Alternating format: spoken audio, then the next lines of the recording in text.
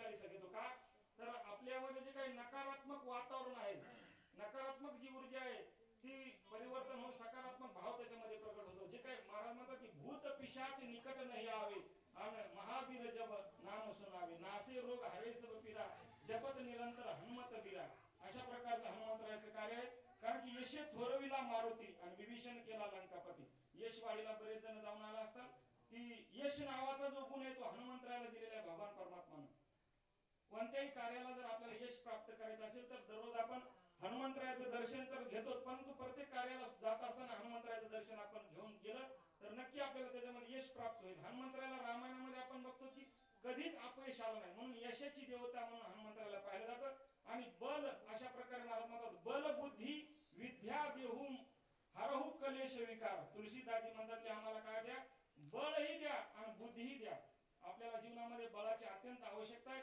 शरीर बळ अत्यंत महत्वाचं आहे. महाराज म्हणतात की तुमची कथा तोपर्यंतच आम्हाला ऐकता येईल की शरीरामध्ये जर बळ असेल तर गात्रे माझी पांडुरंगा, नको जाऊ देऊ भांगा आणि गात्रे माझी पांडुरंगा. म्हणून हनुमंतरायाला बळाची देवता म्हणतात, बुद्धीची देवता म्हणतात. म्हणून आपण जो उपक्रम चालू केलेला आहे खऱ्या अर्थानं अत्यंत महत्वाचा आहे आणि येणाऱ्या पिढीकरता आपल्या जीवनामध्ये संस्कार देणं हे आपलं परम कर्तव्य आहे. म्हणून या सर्व मंडळीला मी नतमस्तक होतो. हनुमान चालीसा आपण दर शनिवारी घेत असतात आणि हनुमान चालीसाच्या निमित्तानं आमचे दत्तराव महाराज आणि सगळीच मंडळी या ठिकाणी उपस्थित आहेत. आमचे विठ्ठल महाराज आहेत, दीपक महाराज आहेत, माऊली महाराज आहेत, आसाराम महाराज आहेत, बाळासाहेब महाराज आहेत. दत्तरावांनी सांगितलं की संकल्पना आणखी एक आपल्याला सुरुवात करायची दहेगावमधून. याचं कारण असं की आपण सगळ्यांनी ऐकलेलं तर शेलू मध्ये जो काही फिरता ज्ञानेश्वरी पारायण सोहळा सुरू झालेला आहे त्याची सुरुवात मानवत तालुक्यामध्ये झाली. त्याच्यानंतर शेलू तालुक्यातील 100 गावं पूर्ण झाली. अत्यंत हळूमध्ये सुरुवात झाली होती. अत्यंत, कारण की कोणत्याही वस्तूचं आपण कोणत्याही झाडाचं बी लहान असते तसं लहान स्वरूपामध्ये आपल्याला हे कार्य सुरू करायचे. आणि याच्यामध्ये विशेष अशा प्रकारचे की विना खर्चिक अशा प्रकारचा कार्यक्रम आहे. त्या कार्यक्रमाला म्हणजे एकही रुपया खर्च लागणार नाही अशा प्रकारचा कार्यक्रम आपण सप्ताह तर करतो, त्याच्यामध्ये खर्च आहे. परंतु हा जो ज्ञानेश्वरी पारायण सोहळा आहे याला कोणत्याही प्रकारचा खर्च नाही. आपल्याला आपल्याच गावातील मंडळीच्या माध्यमातून हा सुरू करायचा आहे. म्हणून आपण सगळेजण करण्याची इच्छा होईल का आपल्याला ज्ञानेश्वरी पारायण सोहळा? कारण याची सुरुवात दत्तरावांनी सांगितलं दहेगावमधून होते. तसं आता 170 गाव आहेत आपल्या पूर्ण तालुक्यामध्ये. आता ते कितपर्यंत जाईल आपल्याला काही सांगता येणार नाही. आजच आपण त्याच्याविषयी काय बोलणं अनुचित होणार नाही. परंतु आमचे विठ्ठल महाराज, दीपक महाराज म्हणले बाबा नाही आपल्याला 170 गावामध्ये जाता आलं तर ठीक आहे, पण आपले 12 गावं तर एकजूट आहेतच. 12 गावात का होईना आपण लहान प्रमाणामध्ये याची सुरुवात करू. 12 गाव आपण पूर्ण करू. भलेही पुढं ज्ञानोबराच्या मनात जर आलं तर ज्ञानोबराची पालखी पुढे नेतील, परंतु याची सुरुवात कमीत कमी आपण 12 गावामध्ये तरी करू. मग 12 गाव आपण सुरुवातीला घेतलेले तर यामध्ये याची सुरुवात आपल्याला दहेगाव पासून करायची आहे.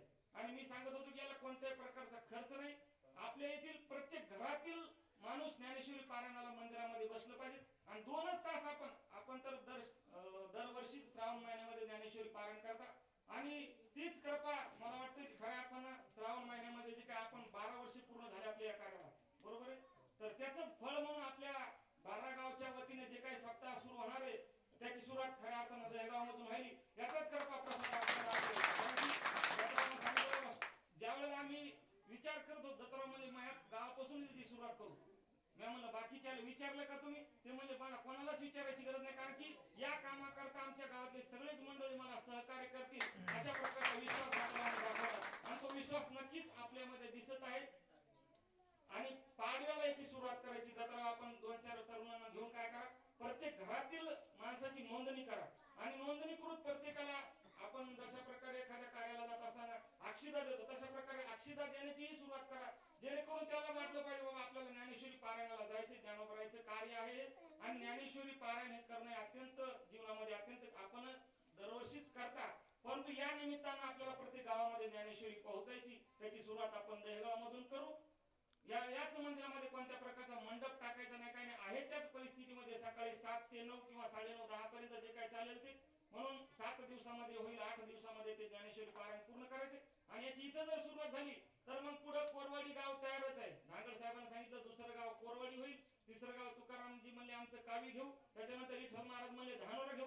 असं मग ते 4 गावं तर आतापर्यंत तयार झालेत, पण याची सुरुवात आपण दहेगावमधून आणि चांगल्या प्रकारचा कार्यक्रम इवलेशे रोप लाविले द्वारी आणि त्याचा वेलू गेला गगनावरी. आज शेलूला संपूर्ण महाराष्ट्रामध्ये शेलू तालुक्याचं चर्चा होत आहे, तशीच संपूर्ण जिल्ह्यामध्ये आपल्या दहेगावचीही चर्चा होईल आणि दहेगावपासून सुरुवात होत आहे. त्याच्यामुळं दहेगाव वाल्याला खऱ्या अर्थाने मी भाग्यवान समजतो.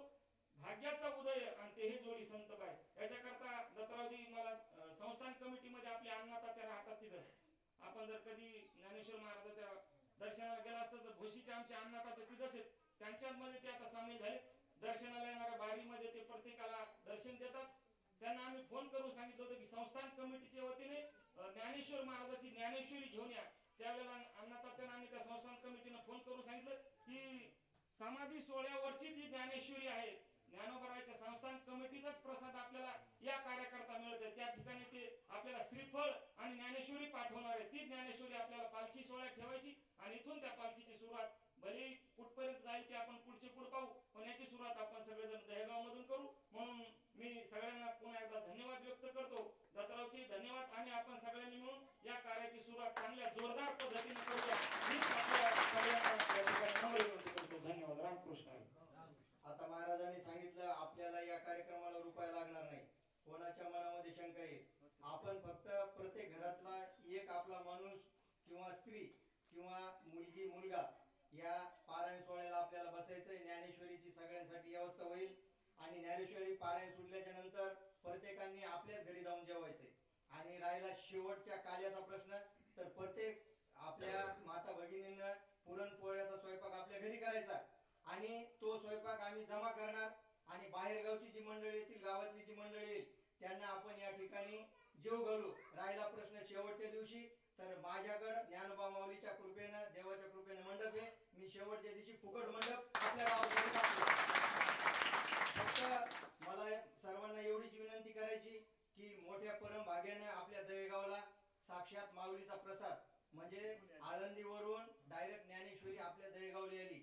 म्हणजे माऊली रूपानं, ज्ञानेश्वरीच्या रूपानं आपल्या गावात यायले.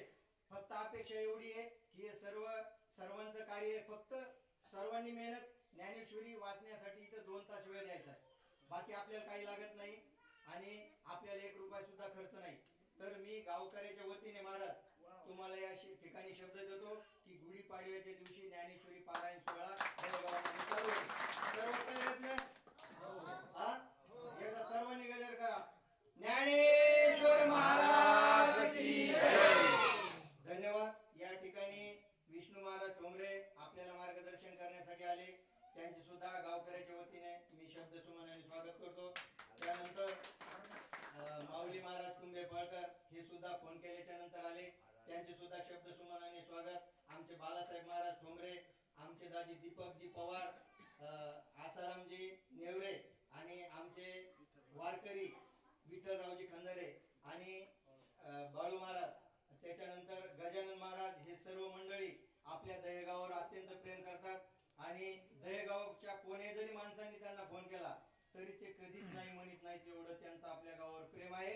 आणि विशेष आभार आपल्याला आपल्या या भागाच्या परिसराचं वैभव, ज्यांनी रामायण घराघरामध्ये पोहोचण्याचं कार्य केलं, रामायण ज्यांना मुखोद्गत आहे असे असणारे आपले आदरणीय हरिभक्त परायण सज्जन महाराज सायकडा यांना एक फोन केला आणि एका फोनावर ते दहेगावला आले आणि आपलं जे काय कार्य आहे हे पूर्ण जगामध्ये दाखवण्याचं ते या ठिकाणी कार्य करतात.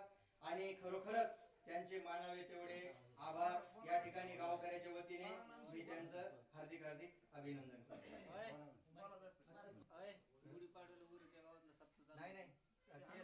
नाही मला एक गोष्ट आठवली. आपल्या भागामध्ये ज्ञानेश्वरी पारायण चालू नव्हतं त्यावेळेस पहिल्यांदाच मदन महाराज बिहानी या गावात आले. म्हणजे आमचे वडील सांगायचे आणि तेव्हापासून ज्ञानेश्वरी सप्ताह आणि आपल्या 12 गाव ग्रुपच्या सप्ताहाला सुरुवात झाली. बघा आपलं किती थोर भाग्य आहे. आज आपलं महाराजांनी सांगितलं की भोशी या गावचा एक थोर व्यक्ती आपल्या मंदिराच्या कमिटीमध्ये आणि सेवेसाठी आहे आणि त्या कमिटीच्या वतीनं म्हणजे माऊलीलाच बुद्धी आली असं म्हणायला हरकत नाही. याला एक मी वही खर्च करतो, थोडा वेळ घ्यायला. माझे सत्यवादाचे तप मी केले बहुत कल्प, त्या फळाचा दीप पातले प्रभू. जसं की तुम्ही 12 वर्ष झाले मंदिरामध्ये ज्ञानेश्वरी पारायण करता आणि त्याच फळाचा हा दीप साधा नाही बरं. सूर्यबिंब तरी बचके एवढे, प्रकाशाते त्रिभुवन थोकळे, किंवा दीपकळिका जरी धाकुटी, बहु तेजाते प्रगटी, तैशी सद्बुद्धी थेकुटी म्हणू नये. आणि ती सद्बुद्धी कुणाची? तरी या दहेगावच्या तरुण आबाल वृद्ध आणि नर नारीची आहे. एकल्याचा नोहे खेळ आणि म्हणून मेळ जमविला. बघा, गावामध्ये राजकारण असतं, काही एकमेकांमध्ये मतभेद असतात, पण मी त्या बैठकीला होतो, दत्तराव एकले आले होते. महाराज काय म्हणले की बाबा तुम्ही एकलंच असं म्हणता की पहिल्यांदा आणतात दहेगावला आणायचं. त्यावेळेस दत्ता महाराजांनी शब्द दिला, महाराज हे कार्य माझं नाही आणि वैयक्तिक नाही. ज्यांनी आपला ज्ञानेश्वरी ग्रंथ आपल्यासाठी पोहोचण्यासाठी आई बापाचा बळी दिला नाही का, आणि त्याच्यानंतर ज्ञानेश्वरी आली, हे मराठीचे नगरी आणि ब्रह्मविदेचा, आणि मग दहेगाव या कार्यामध्ये कमी पडणार नाही. ऐका, ज्ञानेश्वरी ज्या अर्थी येते, महाराजांनी त्या दिवशी फोन लावला, तुम्ही कशी ज्ञानेश्वरी पाठवणार? एक वली तुमच्या गावात येते बरं, अंजान वृक्षाचे प्रण भक्षोणी जाणं, जो येथे करी अनुष्ठान, त्या ज्ञान प्राप्त होय जाणं याशी संशय नाही. आणि त्या ज्ञानेश्वरीमध्ये अंजान वृक्षाचे पाने येणार आहेत.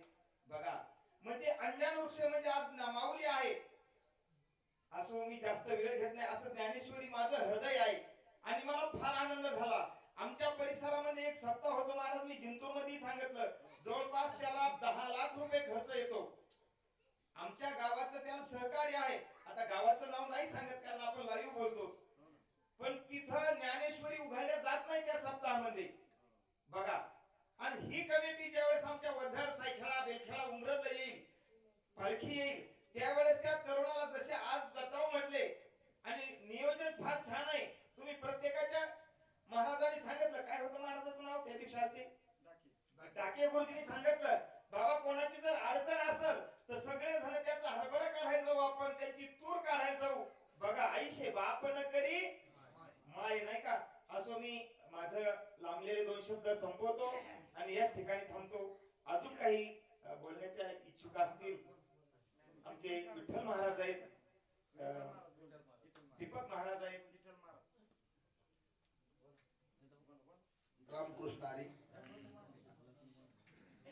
जर आता आपण सर्व शेतकरी आहेत, जर कोणाला काही अडचणी असतील, कोणी म्हणेन की आता पावसाळा लागला मग पेरायचंच राहिले, कोणी म्हणेन माझ्या मागे दारे आहेत, फक्त तुम्ही तुमचं 2 तास ज्ञानेश्वरी पारायण करायचं आणि तुम्ही तुमच्या कामाला निघून जात. केव्हा वाचवा तुम्ही तुमचं, फक्त माग पडता कामा नाही. 8 दिवसात पारायण उरकत आहे.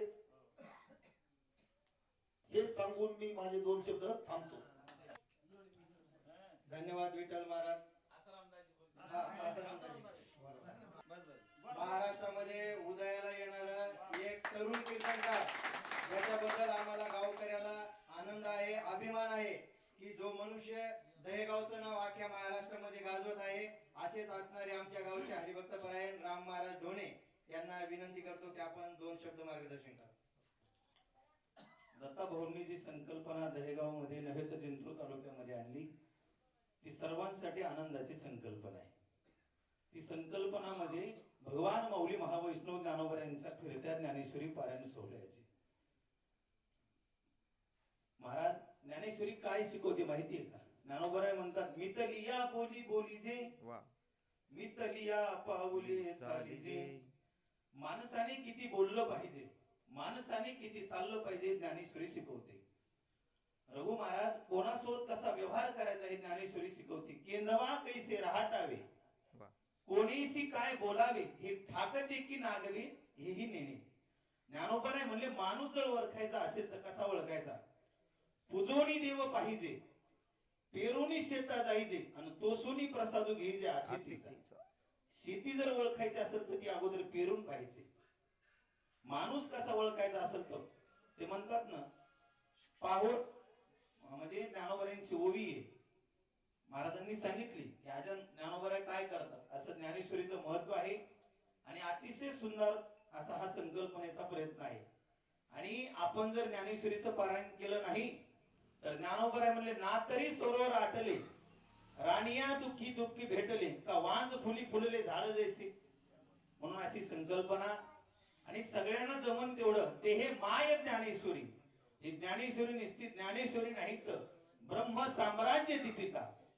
आम्ही आताच ओळी वाचली म्हणून गावातील सर्व तरुण मंडळींनी या पाडव्याच्या दिवशी आपल्या आयुष्यातली 2 घंटे या ज्ञानेश्वरी पारायणासाठी द्या आणि आपल्या जीवनाचं सोनं करून घ्या एवढं बोलतो आणि थांबतो. पण या मारुतीच्या मंदिरामधून आपल्या गावातला एक तरुण आज वारकरी संप्रदायाची ध्वज पताका घेऊन अख्ख्या महाराष्ट्राबरोबर दहेगावचं नाव गाजवत आहे. आपले राम महाराज ढोणे यांना आपण मारुती रायाच्या या दरबारातून त्यांना गावकऱ्याच्या वतीने आशीर्वाद देऊ. त्यांच्यासाठी एकदा जोरदार टाळ्या. आणि परत एकदा आता सर्वांनी शब्द दिलाय फक्त ज्ञानेश्वरी पारायणाला बसायचंय. बाकी आपल्याला 1 रुपया कोणी मागणार नाही. सगळं फ्री मध्ये आहे. फक्त पारायणाला बसायचंय. सज्जन महाराज 7 दिवस या ठिकाणी आपलं पारायण YouTube चॅनल घेऊन महाराष्ट्रभर दाखवणार आहेत. आणि दुसरी गोष्ट या आपल्याला मार्गदर्शन करण्यासाठी आज ही पंचक्रोशीतली मंडळी यांचा वेळ खूप बहुमोल वेळ आहे. परंतु दहेगावचं प्रेम हे भरपूर असल्यामुळे ते या ठिकाणी आले. त्याबद्दल गावकऱ्याच्या वतीने मी सर्वांचं या ठिकाणी आभारी आहे. आणि हा कार्यक्रम संपला असं जाहीर करतो. सोनी मजल्यावे बसाई नाहे जे काची अंकटी सांडो या